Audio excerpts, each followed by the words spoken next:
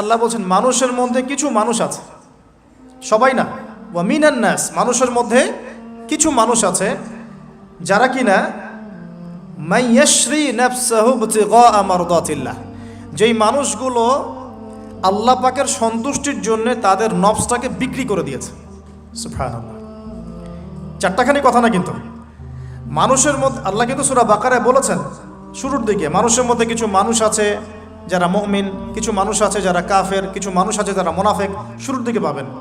এখানে আল্লাহ পাক বলছেন মানুষের মধ্যে কিছু মানুষ আছে যারা তাদের নফসটাকে আল্লাহর সন্তুষ্টির জন্য বিক্রি করে দিয়েছে। সুবহানাল্লাহ, মানে তাদের জীবনের মূল থিমটাই হচ্ছে আল্লাহ পাকের সন্তুষ্টি অর্জন করা। কোনো কিছুকেই তারা আল্লাহর সন্তুষ্টির উপর প্রাধান্য দিবে না।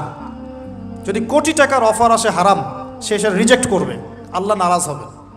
একটা সুন্দরী মেয়ে যদি জেনার অফার করে, সে রিজেক্ট করবে, কারণ সে আল্লাহকে ভয় করে।